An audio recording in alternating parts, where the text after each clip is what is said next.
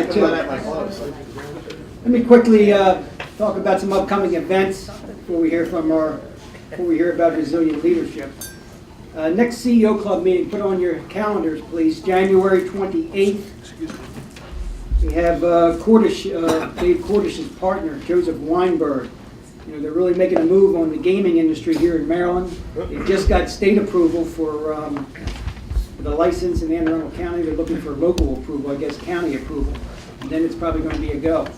So he's going to tell us what's involved, what's going on with the Cordish company with respect to that. Presidential Advisory Council, I talked to you a little bit about that. We'll react as a Board of Advisors. Some people had some questions about that. December 16th. The following CEO Club meeting after that is March 25th with Rick Cerrone. Guy's an advisor to George Steinbrenner now, and really, really interesting guy. I'm really happy to have him. So put your calendars there, January 28th, March 25th. And then our annual Kristen Rita Strauss Foundation Yellow Dress Golf Tournament. This will be the 9th year, June 14th at Hayfields. We're taking reservations now. We will be sold out again like we have been every year. So if you're interested in getting involved with that, we're going to have a dinner, golf dinner, and full-blown auction again this year too. So see me or see Sharon after the meeting if you want to get involved. Okay, let's talk a little bit about, let me tell you what's going to happen here for the rest of the talk. You're going to hear a little bit from me. I'm going to give you a brief synopsis of the book, what went into it. You're going to hear from George a little bit about what we call the secrets of resilient leadership. And then you're going to hear a little bit more from me in terms of some of those characteristics. And then George will wrap it up. Like we said, we authored this book. It's called The Secrets of Resilient Leadership When Failure is Not an Option. And it's kind of exciting. The publisher is kind of excited too. We sold a couple thousand copies right now so far. It's just been out 2 weeks. The publisher's really happy because it's available through Barnes & Noble, all the bookstores nationwide. Get it through Amazon, wherever you can buy books. But the publisher's really happy because the division of Barnes & Noble that had purchased the 2,000 copies, or up to 2,000 copies, is their corporate division. And what they're finding out is people are buying them not only for themselves, they're buying it for their executive team, their employees, and so forth. And when they're sold in the corporate division, they don't come back. When the publisher sells to the bookstores, they don't get sold, they go back to the publisher. She's real happy about that. This is my first book. I've written a lot of articles, close to 100 now, but this is my first book, and I was very happy when George asked me to co-author the book, because I really feel nothing is more relevant today in business, even in your personal life, to be able to bounce back from adversity. You know, from my personal perspective, when I started doing some research for this book a couple years ago, it became very aware to me early on that the reason I was able to bounce back from adversity, and nothing is more adverse as when you lose a child, like I did 8 years ago. And my ability to bounce back was because of the strong family support system that I developed very early in my life, and I'm fortunate to still have it today. And the book came out a couple days before Thanksgiving, and I dedicated this book to my family. And I mean, family is a wonderful resource, and it's okay when you get down and out to seek advice and counsel and lean on them a little bit. They'll give you advice. Sometimes they'll give you advice when you don't ask for it, but it's kind of powerful. And one of the things that I did in dedication of this book to my family is at Thanksgiving I gave a little toast, and I actually read a passage that I wrote. I had a long written thing to the dedication, a couple sentences to my family, my brothers and sisters, and of course the publisher cut all that out. They wanted it short and sweet, but I kept it and read it to them, and it was pretty powerful. I mean, there weren't too many dry eyes in the place, and it's great to have that support. My wife is actually here today giving me more support, so I want to recognize her as well. It's a powerful, powerful thing, and we're going to talk a little bit more about that, and we address that issue in the book as well. But another reason I was glad George asked me to write the book, I was able to cross it off on my bucket list. I don't know how many people have bucket lists, where you things you want to do before you kick the bucket, but it was nice to cross that off.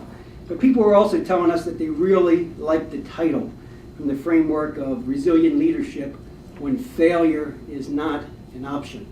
And it's really kind of critical in terms of business today, because there's getting situations where you don't want to fail.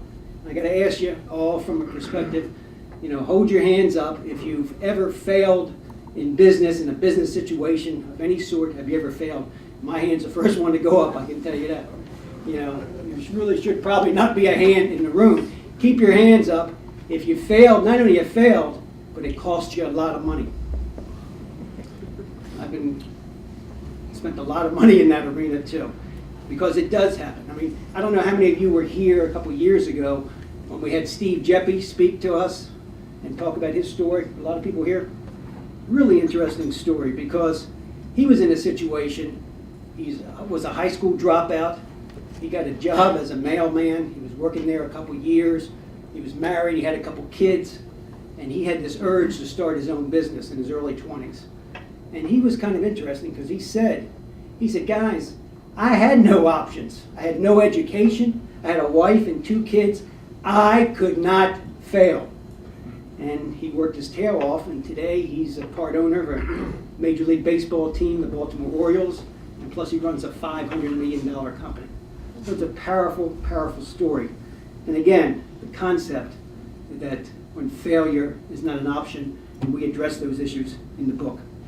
Now let me tell you a little bit about George, a co-author here, because George has a pretty impressive background. He's considered one of the world's leading experts on crisis and human resilience. He's been a pioneer in developing programs designed to foster human resilience in the wake of crisis, disasters, and psychological trauma around the world. He's a professor of psychology at Loyola University, an associate professor of psychiatry at Johns Hopkins School of Medicine, and he's the author, editor of 20 books, as well as numerous articles. He comes to us by way of Harvard University, where he was a Harvard Fellow, as well as a Harvard Scholar. He has studied resiliency for the better part of 20 years and has worked with some of the most resilient people in the world. He's going to share with us some of the secrets that we uncovered in the writing of this book that he has learned about resiliency as a result of the many years of research and working with people in circumstances that very few people in the world have gained access to. His most recent project involves interviewing elite Special Forces operations, law enforcement and military personnel, including Navy SEALs, in order to find the secrets of their ability to handle stress and bounce back from crisis and adversity. George is no stranger to the corporate world either. He has worked with numerous organizations through his United Nations affiliate nonprofit foundation that was set up 21 years ago. George, please come up and share some of the secrets you have learned. Let's hear it for Dr. George Everly.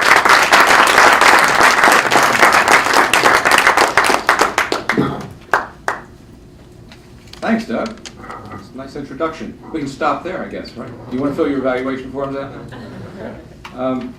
I'm going to actually start with a quiz. Okay, you can just kind of think about it, or if you want to jot it on the back of a napkin, that's fine. I want you to think, when you think of powerful, resilient leaders, who do you think of? People that that entered some situation where things were desperate, where things were bad, and they were able to help people bounce back, their organizations, their communities, or their countries. Just think about that for a minute. 2 or 3 people through history that come to mind. And that's a quiz, because we're going to come back and visit it a little bit later. We're excited about the release of the Secrets of Resilient Leadership. Doug will be highlighting some of the main points a little bit later. I'm really going to talk about what's not in the book. I'm going to talk about how we got to the book, how we discovered those secrets, what went into it. In effect, I'm going to talk a little bit about the secrets behind the secrets. I didn't start out life to be a crisis and disaster expert. Around the university, they call me Dr. Gloom and Doom, and I'm not sure that's exactly the moniker I wanted. I started out, in fact, Doug and I went to college together. We were business majors. So I was going to be an accountant, I guess. And then my grades weren't the greatest. Do you remember being in college and handling electives? Remember what electives were? To me, an elective was something in the afternoon that was really easy. The idea was to boost the grade point average. Okay? So I had enough tough business courses, so I was looking around for easy electives. And I found one in agriculture. This is a true story. Horseback riding. And it swung both ways, advanced undergraduate or graduate credit. So I was on that one. I didn't tell you about this, did I? I wanted to keep this to myself. So I signed up for the course. I was on the waiting list. As you might imagine, it was a popular course. Didn't clear. So I'm thinking, okay, I'm down the agricultural end of the college. I got to take something. And I said to the guy, just sign me up for anything. He says, well, there's this course. There's only 3 people in it. I said, great. Agricultural, 4:30 in the afternoon. I'm there. He says, yeah, fill out the paperwork. He says, yeah, this is a great course. You get your own epinephrine pen. I said, epinephrine pen? You mean the thing that people kind of shoot themselves with if they're going into shock or something? He says, yeah. I said, why am I getting that? He says, well, in case you go into shock. I said, the only way I'd go into shock is if I ace this course. I mean, why are you giving me an epinephrine pen? And he says, well, it's beekeeping. I said, no. I don't do beekeeping. What other options do you have? He said, well, there's got to be something else. There wasn't. So I'm looking through the card catalog. It's the last date I drop. I thought, I got to take something. I go through psychology. I find psychology. Okay, I hated psychology. Ended up as a psychologist, go figure. So I hated psychology. It was the only course I can remember falling asleep in. And this particular course was called abnormal psychology. Any of you ever take abnormal psychology? It's great. See, I thought psychologists were people that had issues, and they wanted to resolve their own issues and a degree at the same time. So I thought that was pretty efficient. But I was going to be a business major. This was going to be a concrete science. I was going to go into an accounting. And but abnormal psychology was the course that was open at 4:30 Thursday afternoon. I said, okay, I'll take it. Well, little did I know. At the end of that course, I was able to diagnose most of my friends, I think. It was kind of interesting. So I thought, well, maybe this is an interesting career I can go into. So I thought, well, maybe I should get my feet wet and practice a little bit. Go see what this is all about. So I signed up for a telephone hotline in the community. So the telephone hotline was drafting people, and I got that about 20 hours of training, and I was ready to rock and roll. I was ready to go. Now, do you remember Ted Bundy? Does that name ring a bell? He was a serial killer. He actually was an excellent telephone crisis interventionist. I actually had dinner with Ann Rule, who had written a number of books about him and serial killers, and she said he was excellent. I figured if he could do it, I could do it, right? So my first week on the job, 2 phone calls would change my life. Young lady calls up, says, "Are you a crisis counselor?" I say, "Yes, ma'am, I am." And I do taxes, by the way, but what else can I do for you? And she said, well, I'm having a crisis. I said, "What is that?" She said, "My boyfriend. He's not being friendly. I don't know whether to invite him to the prom or not." I said, "Maybe you missed out." And she said, "Well, this is a crisis hotline, isn't it?" I said, "Yes, ma'am, it is, but you're whining. This is not a wine line. Just call me back when it escalates." And she said, "Oh no, come on, please." I said, "Oh, all right. You ready? You ready? Write this down. I want you to write this down." She said, "Okay, I'm ready. Dump him." He said, "What?" I said, "Dump him. Got another boyfriend." She said, "Really?" I said, "Yeah." She said, "Well, it was easy." I said, "Yeah." This was great. I had found the career for me. I mean, people call up, they ask you stupid questions, you give them simple answers. I'm going to be a psychologist. This is great. About a few days later, a phone call. Guy calls up, says, "You a crisis counselor?" Yeah, I am. And I do taxes. What can I do for you? And he said, "Well, I'm thinking about killing somebody." Now, did you ever get one of those real things that you never thought you'd get? You're trained for them, but as soon as you see them, it's like, oh my. And you get this instant kind of dumbing down. And I thought, is this a crank call? I was hoping it was. And he says, no, I'm having trouble with my boss at work, and I'm just going to kill the SOB. Well, long story short, he survived, the boss survived, probably not because of me, probably in spite of me, scared the heck out of me. Based on those experiences, though, I decided, this handling people in crisis is not an easy thing, and maybe I should study it. Because literally, no pun intended and no hyperbole, sometimes words can save lives. Words can motivate people. You know that in your businesses. Words motivate people more than money motivates people. but you know that. So I decided I needed to learn more about what motivated people, what helped people bounce back. I wanted to study this. I wanted to get really good at it. I thought it was transferable to business. I never thought it would transfer to my own family. God's blessed me. I've got 3 children. One day, my oldest was sitting in my lap. We were on a floor, sitting on a floor, not unlike this floor, carpet, and she's crying on my shoulder. Then finally, at 4:12 in the afternoon, we heard the words that you never want to hear. Her mother had just died. And she buries her head into my shoulder, and she cries. And I thought, I'm a crisis expert. What do I do now? A little bit later, I walked into my daughter's room. She's sitting on the bed. She's crying. She looks lost. I thought to myself, it's game time. I didn't have a script. I didn't know exactly what to do. I went and sat her on her bed. I've written 20 books. The knowledge evaded me. So I just started to blurt something out, and I said, you and I are going to go on a journey together. I want you to know 3 things. I love you. I'll never leave you. I'll never lie to you. But you can't lie to me either. I was hoping those things would set the foundation. I hope those things would teach her something about resilience, about relying on other people. Personally, I guess what I was trying to do in my own cryptic way was to create a culture of resilience. Professionally, I spent 36 years treating people with stress-related illnesses. I started treating patients one-on-one. I treated high blood pressure, panic attacks, ulcers, you name it, I treated it if it was stress-related. Then at one point, my career moved along and I started treating communities that were in crisis. After the Serbo-Croatian War, I spent time in Croatia. After the Oklahoma City bombing, I was there for about a year working in Oklahoma City and Tulsa. After 9/11, I was asked to go to New York and work there for 2 to 3 years. And then I was asked and recruited by Secretary Ridge to be an advisor to Homeland Security on terrorism and pandemic influenza and things like that.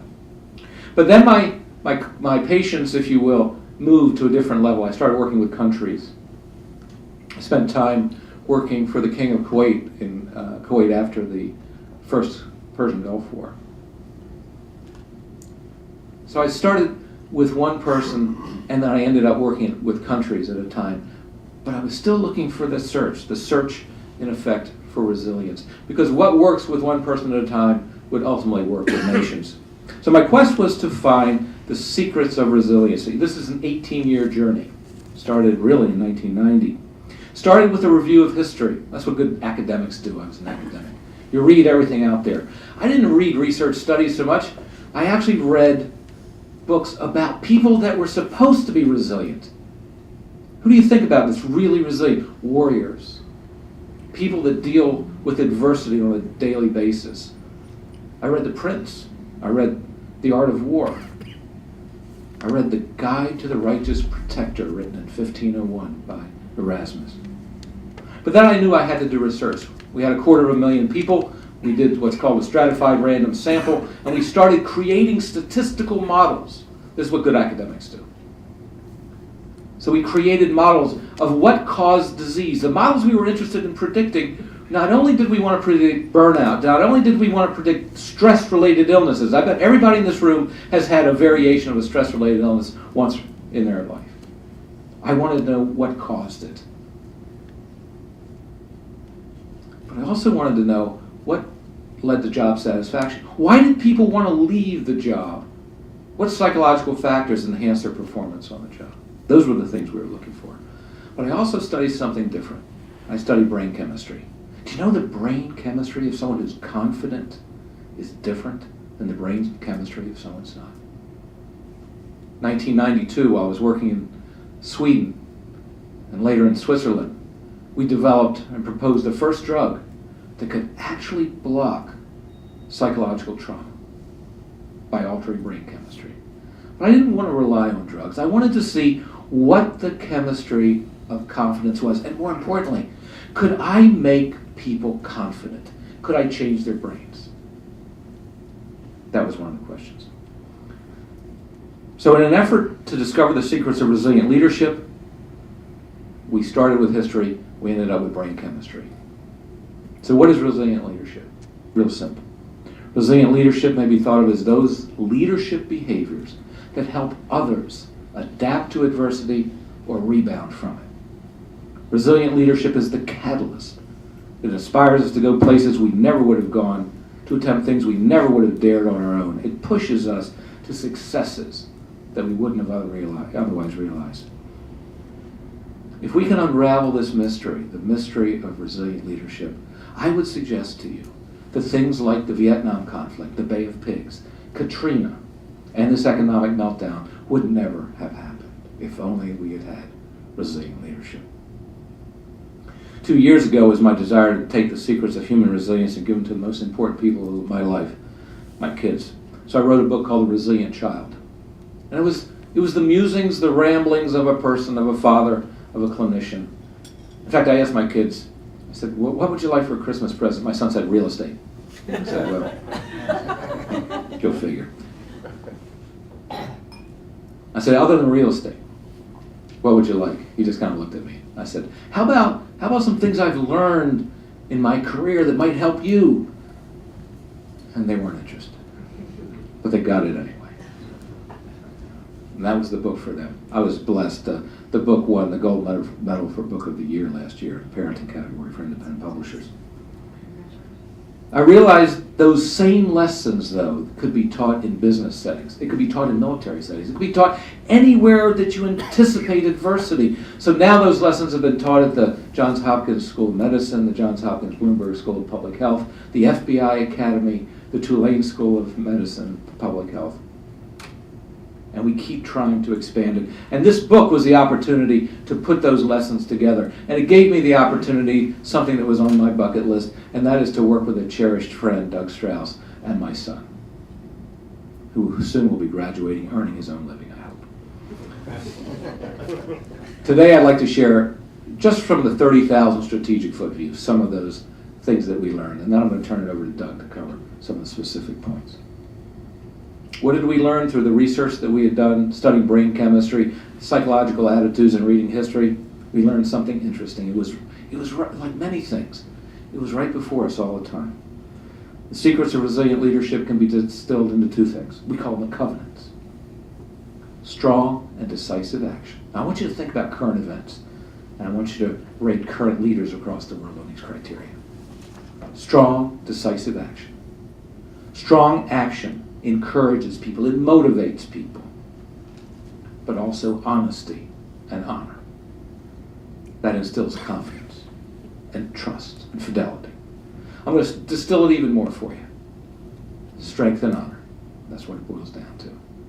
It works at the macro level, it works at the micro level. There were 6 natural components we found.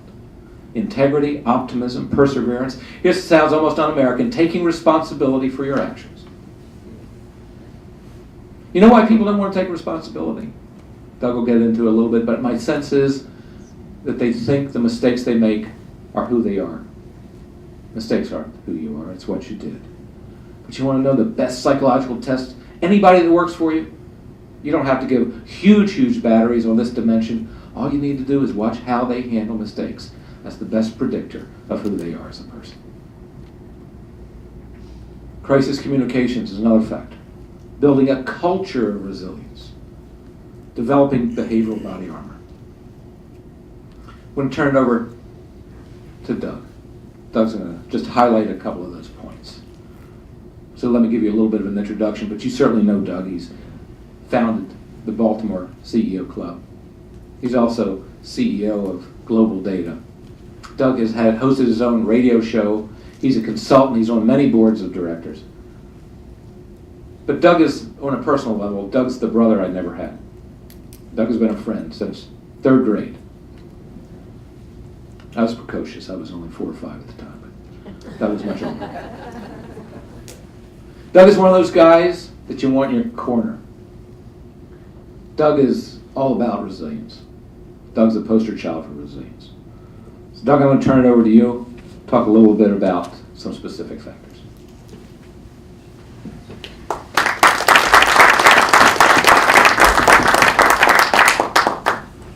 Actually, it was fourth grade, I think, wasn't third grade we go back to. I helped them all the way through. We're going to talk about a couple things. And George mentioned integrity, George mentioned optimism, and he mentioned perseverance. I'm going to highlight some of the things. A lot more things are in the book. There are really three kind of important characteristics.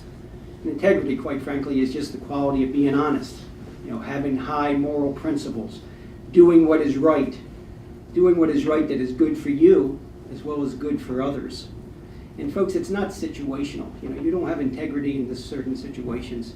It's a consistent way of living, a consistent way of running your life over and over again. When you see it in others, you know it and you admire it. And it really engenders trust, especially if you're in a business environment. The employees love it. The employees feel safe and employees feel secure.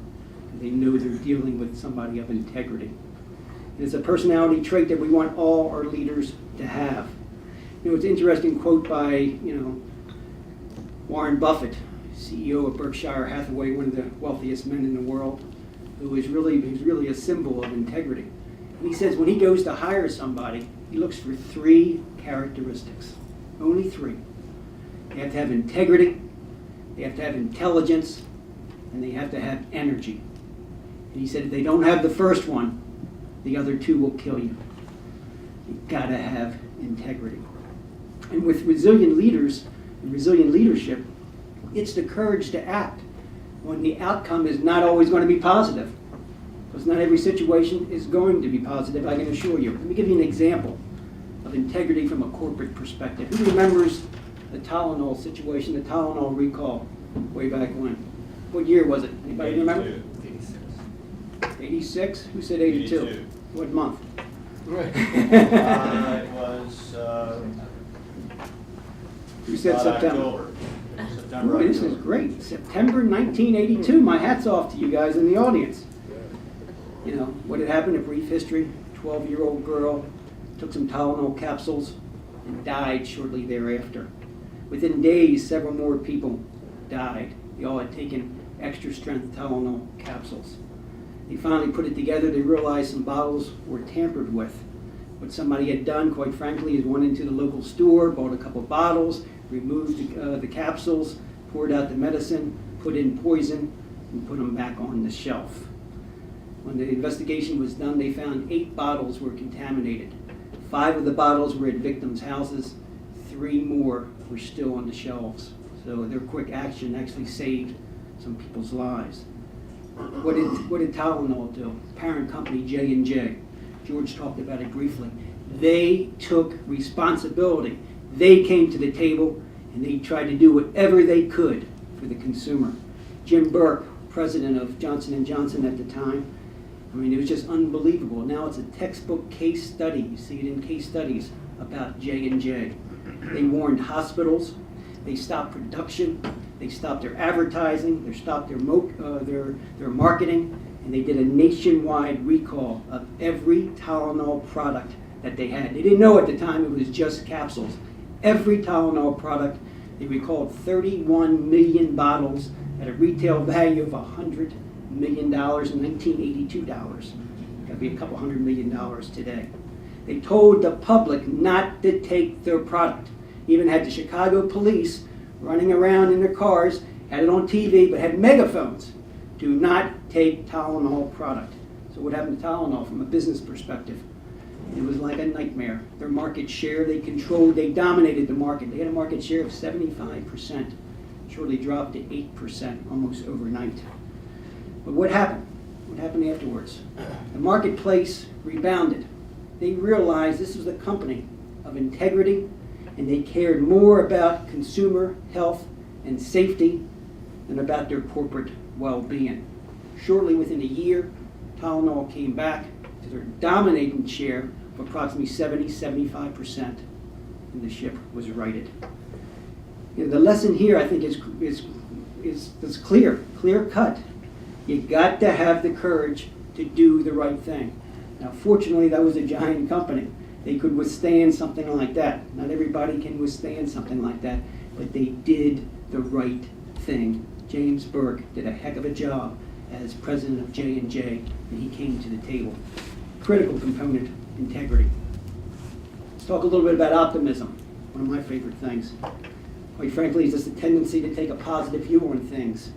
You know, you expect the best outcome, and you look for the best outcome to happen. And you believe that good is going to prevail in all situations. And contrary to popular belief, the purpose of optimistic leadership is not to predict the future, but it is to make the future happen. Optimistic people are much more persevering than pessimistic people. They're more task-oriented in their approach. They're committed to success. They can tolerate adversity more than pessimists. And in their eyes, quite frankly, if there is a breath of hope, there's life. To them, the glass is always half filled. It's not half empty. Now, let me give you an example of optimistic leadership. George worked in New York after 9/11. Who was more powerful in that situation in 9/11 than the former mayor of New York, Rudy Giuliani? He led with an optimistic vision, and his quote, what was his quote when he got to the microphone?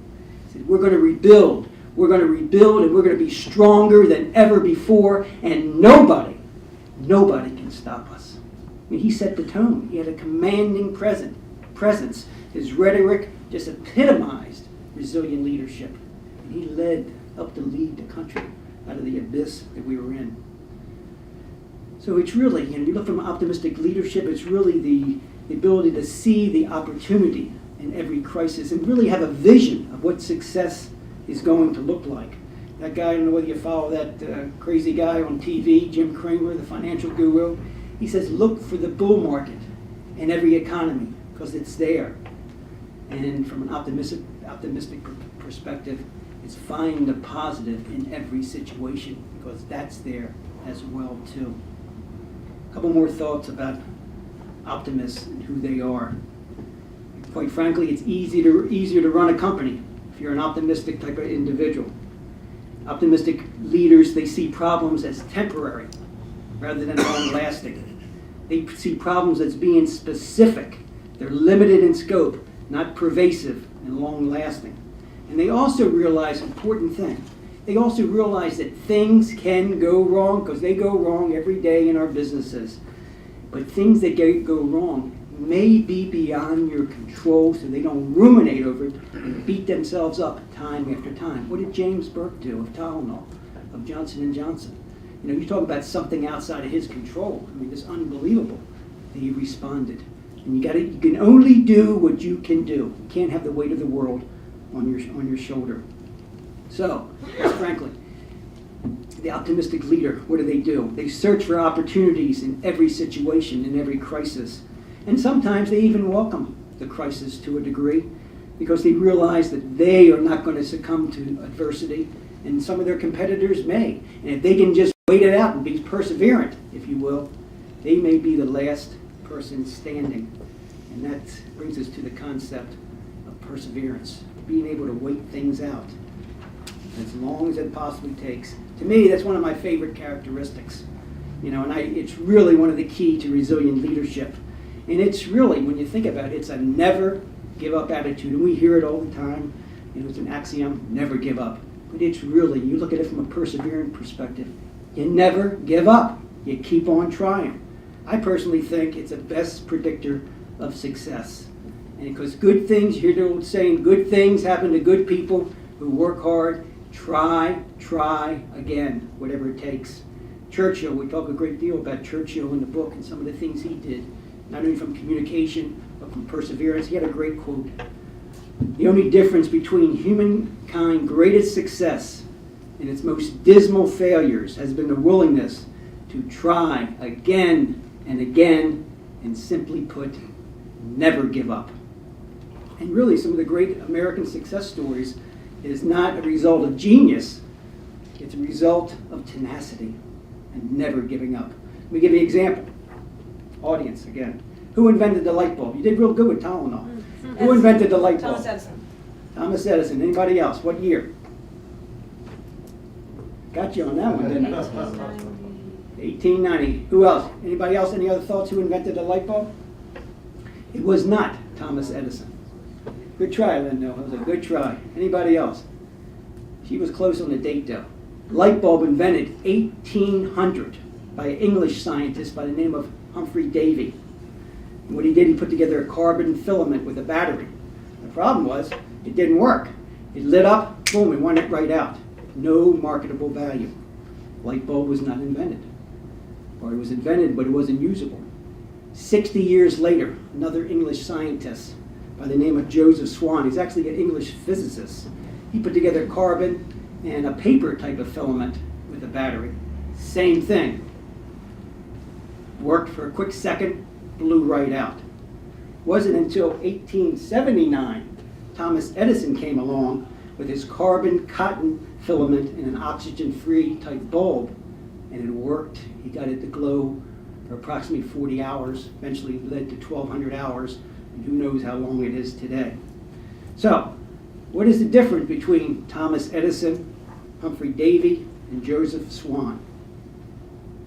Edison persevered. He worked and worked and worked until he came up with the proper combination. Now, question for you all.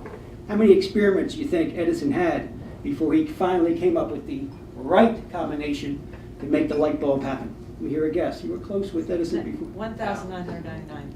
2,500. 2,500? Thousands. What? What'd you say? Thousands. 1,000. Give me a number. You said thousands. We got 2,000. We got 199. 1,200.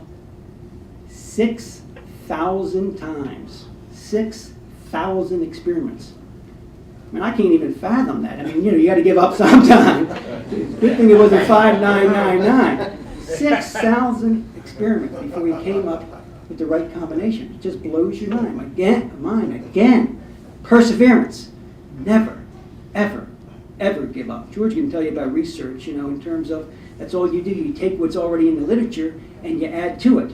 That's really what Edison did. He saw they had a formula. It wasn't a proper formula, and he kept on trying to take it to the next level. 6,000 times later, it worked. Another example. How many people have heard of Harlan Sanders? Anybody? JT? Colonel Sanders. Huh? Is that Colonel Sanders? Colonel Sanders. Way to go, JT. Buy a pair of pants from JT. It's Colonel Sanders of Kentucky Fried Chicken fame. What a story this guy has. Anybody know the story? You know Colonel Sanders? Born in 1890, left school in the 6th grade to help his family, like a lot of people did in that era. He joined the Army at 16. A couple years later, he left, started selling life insurance. That didn't last too long. He failed at that. He invested in a gas lighting system. He failed at that. He lost job after job after job. He finally, I don't think there's any lawyers we have here today, but he's pretty interesting. He got a law degree by mail. Some of our lawyers would probably think they got a law degree by mail too. Got a law degree by mail, practiced law for a period of time, was fairly successful. And then he made the mistake of having a fight with one of his clients inside the courthouse. So his career came to a pretty abrupt halt. So he's no longer practicing law. 1929, he opened up a small restaurant in a gas station, just small, nothing to write home about. But he was recognized about 10 years later by the then governor of Kentucky, and he was made an honorary colonel because he had a tremendous recipe. So he made an honorary colonel. So he wanted to take that to the next level. He said, I got to start a chain of these stores. So he tried to start a chain in Kentucky. He failed. 2 years later, he tried to start a chain in North Carolina. He failed again. So he said, maybe it's not quite like Edison, but he dressed up in what he thought what a Kentucky colonel looked like, and he started traveling across the country. He had a new idea. He was going to franchise his concept. He drove across the country. Now, another question for the audience here. How many times do you think he was turned down before he finally made a sale of substance and started his career in franchising? Who's got a guess for me?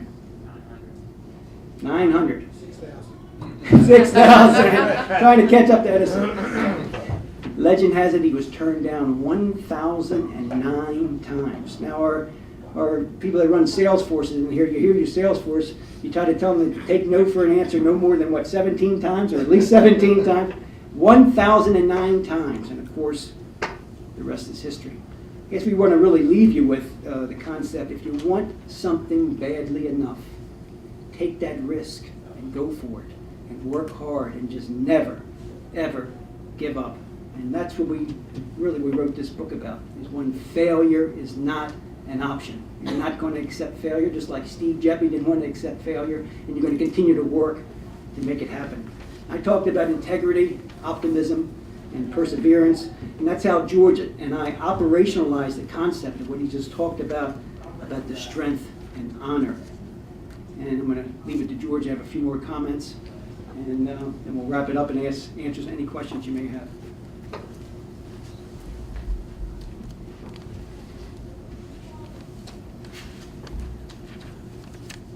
Next time, don't put your nose over mine. Thanks, Doug. So have you thought about the leadership? The leaders? Who would you put on your list? Mr. Butler. Washington, Lincoln, and Churchill. Okay. Washington, Lincoln, and Churchill. Lynn, what were you going to say? They were on my list. Really? Okay. Anybody else? Giuliani? Okay. Walt Disney. Walt Disney. Interesting. How many jobs did he get fired from, or, yeah, okay. Anybody else? Gandhi. Gandhi.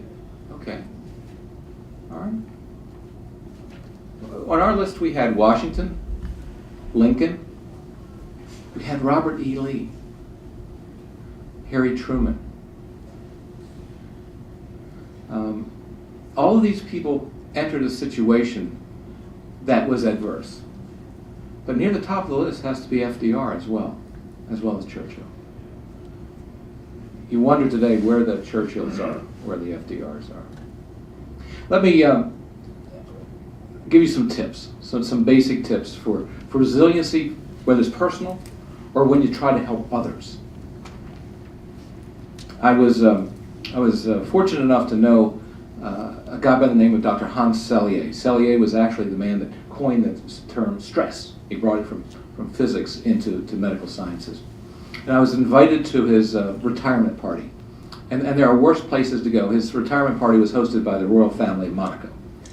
So they send out invitations.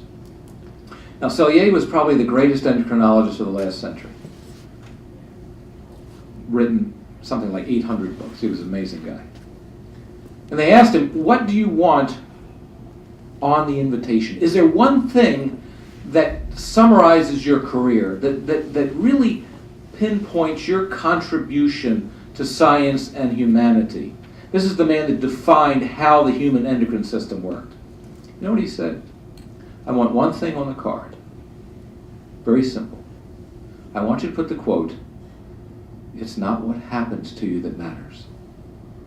It's how you take it. Counterintuitive. Great man of science, but it all boils down to psychology. Here's some tips for resilience. Be honest and fair whenever you deal with people. People will remember. You know what? People quickly forget their victories, but they never forget their defeats. Teach that to your managers. Be optimistic. Expect success. Remember, the single best predictor of success is perseverance. Be willing to work harder than your competition. Be a role model for those around you. Understand that taking responsibility for your mistakes shows strength of character and integrity. Realize that nobody owes you anything. Rewards are earned. Remember, one of the best investments you can make is other people. They'll stand by you when you lead them to success, but perhaps most importantly, they'll stand beside you and carry you if necessary in times of turmoil. Invest in your people. Avoid toxic people. Those who betray others will betray you. Surround yourself with honest and trustworthy people. And have faith. I'm not preaching at you, just faith in something bigger than yourself. I've worked in 32 countries, and I will tell you that I generally go there when you don't want to be there. But I try to help people, cultures, communities rebound. And the one thing I find, culture after culture, country after country, is that people have a faith in something greater than themselves generally do better than those who only believe in what you can see, feel, and touch.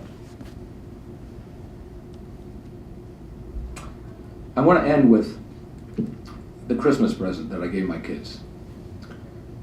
Again, they were expecting real estate. Let's just say they didn't get it. But I thought, what is it that I could pass on to them? It's called a parent's reflection. I hope I may have the wisdom, the strength, and compassion to be all my children need in a parent.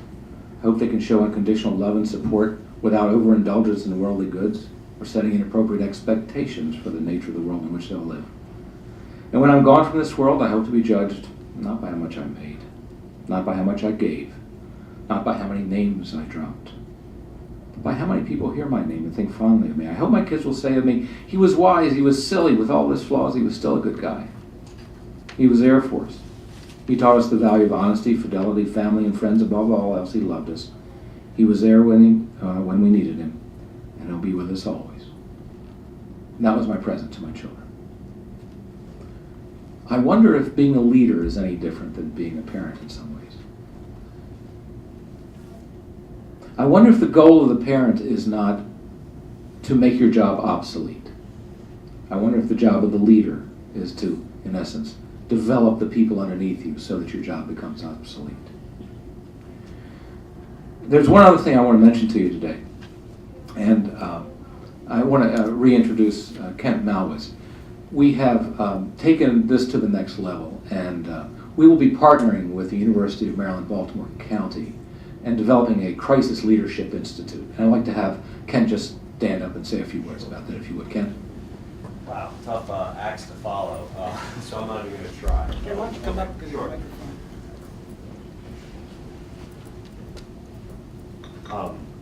Yeah, we don't want to follow Dr. Everly with all of his expertise, but we are very excited to help Dr. Everly to kind of spread the word. We do a lot of training in all sorts of disciplines, IT, project management. They all add value to the students and the organizations that we deliver training to. I know it improves people's lives, which is a big part of the mission of what we do, but I can't think of something that is more valuable to the people that will receive this, and something that we're more proud of to help to spread to the military, to our children, to the teachers, to the leaders, to not only help them to get through crisis, but improve their own situations, their organizations, their families, and ultimately our country. So we're very excited to be a partner with Dr. Everly on this, and we're just ready to get going. And I just can't wait to get out there and help build the network and the channel to distribute this type of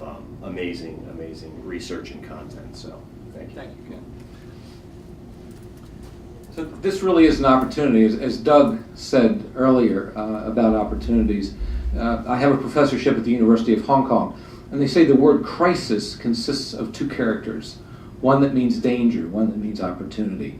This is an opportunity. This society is an opportunity. My son, who is also a co-author on the book, is finishing his JD and MBA, and he's going out and he'll be trying to get a job. And he said, "Dad, this is a difficult market." And I said, "Yeah, you're lucky, aren't you?" And he looked at me like, "Dad, you're not paying attention." I said, No. A rising tide lifts all boats, but adversity, the best will rise to the top. This is an opportunity. I said, there will be fortunes made in this economy if you have the courage to go forth, if you have the courage to persevere, and you may have to fail 1,008 times, and that's okay. So in conjunction with the university, we'll also be offering a certificate, a non-credit certificate in crisis leadership, and we are in negotiations with the military to have all mid-level managers take such a course. And as they said, better to be lucky than good. Timing is everything, and this is a time when I think crisis leadership, resilient leadership, is necessary for not just businesses, but for our country as well. Thank you, Doug, for the opportunity to come and speak today. Thank you, George.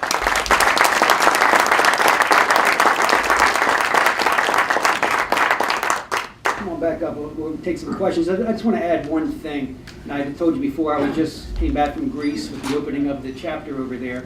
And the history there is just so unbelievable. We talked about, we talk a little bit about it in the book, but this, one of the philosophers, Pericles, talks about, and George alluded to it, it's not what is written on your headstone that counts. It's what you leave behind that's interwoven into the lives of others. And that's really what you get back, your legacy. So very important. We're open to any questions anybody has. We also, books are available for sale. George also brought with him a couple copies of The Resilient Child, too. So if you want to buy some books, we'd be more than happy to sell them to you. But we're willing to take any questions. Anybody have any questions?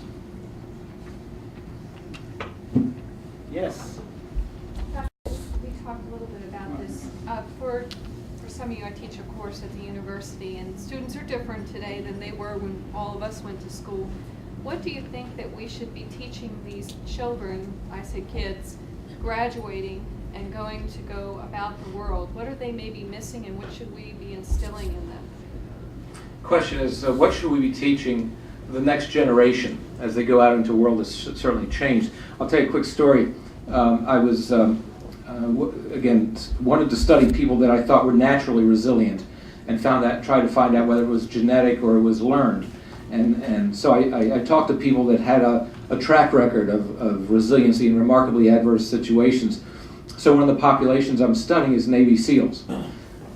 So arguably the most advanced, sophisticated military force in the world. And I asked this one gentleman who had been a SEAL for 17 years. And I said, what got you through Hell Week? What got you through what they call BUDS training, which is the basic training? And what did you learn from that? What got you through, and what has helped you on many, many deployments and very dangerous missions? And he said, it's hard to put my finger on it other than to say, it's something I learned when I was a kid. It's to be honest. It's to work hard. It's to take responsibility for what you do. And it's to never give up. I have a young daughter, and you walk into her room and it's covered with athletic trophies. And you think, oh gosh, you got an athlete, huh? No. She gets a trophy for showing up. I knew she wasn't going to be an athlete when at 6, she's laying down on the soccer field saying, Dad, I'm dying. I said, no, I think you're out of breath. She said, I don't like this. I said, you'll get over it. So I was coaching her team. I said, get on the sideline. We'll put you back in later. She goes back in. 5 minutes later, she's walking off the field, staggering.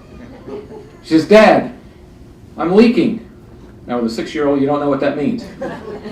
So I said, where are you leaking from? And she held her arms out. It's August, 90 degrees. And her arms are glistening. She said, Dad, I'm wet.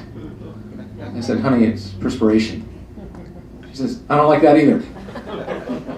So much for her athletic career. So why does she have trophies? Does that set the expectation that all I have to do is show up? Yeah. Well, what's going to happen when they stop giving trophies for showing up? That concerns me. So I guess it goes back to what the Navy SEALs said. Teach them to be honest. Teach them to work hard. Teach them to never give up. What else? Lynn? I have a question. Most of the leaders that you mentioned are men, and I'm just wondering in any of your research if you've found some unbelievable women globally who've risen to the top. Give me that one. I want the other question. I want to share. Unfortunately, not too many. Probably the one that comes to my mind most readily is Margaret Thatcher, Great Britain. But you're just seeing, over time, probably in the last, 50 years or so, women are finally making a move. Just women with voting is not that long when you think about it. Women are becoming leaders in all positions in America today. But I think from a historical perspective, I don't know, maybe you might have some thoughts on that, George. Golda Meir comes to mind as well. And it's not that women obviously have less of a leadership aptitude, it's simply that they've had less opportunities to do so.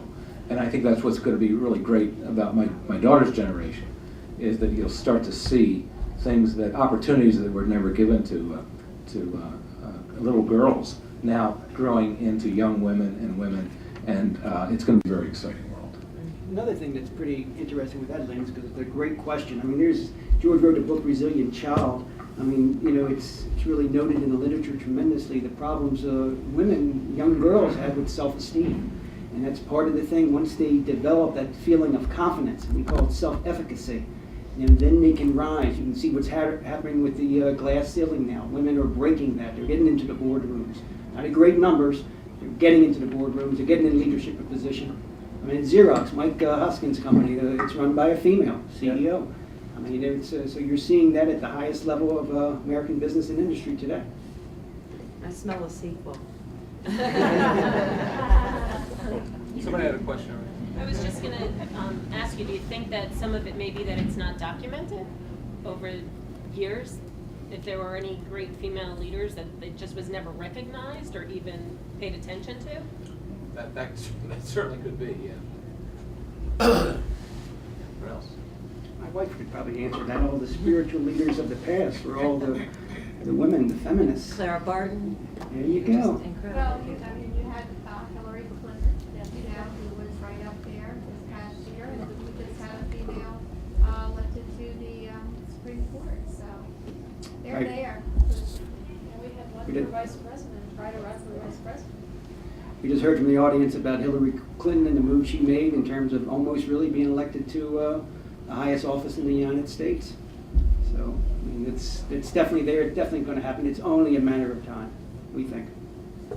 Excuse me, somebody else had a question? Anybody else? We thank you all for coming. Appreciate you being here. Again, if you want to get some books, we'd be happy to sign them for you. Again, thank you all, and put on your calendar next meeting.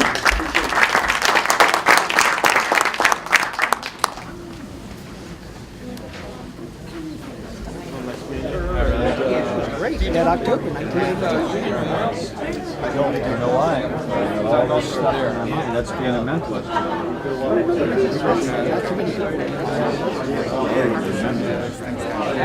Cars that was here. Are you taping? I know, I'm like, oh, wait a minute.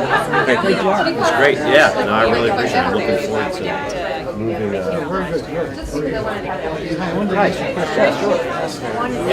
Third grade or fourth grade? Sixth grade. So are you originally, where you from?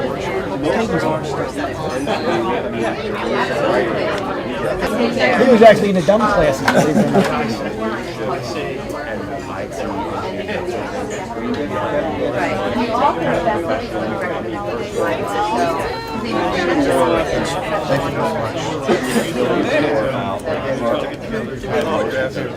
One for the old man? Not one for the old man?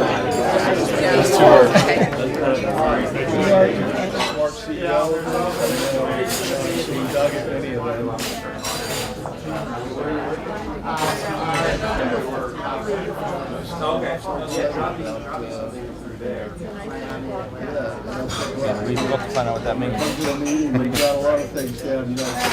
Right, you come away with something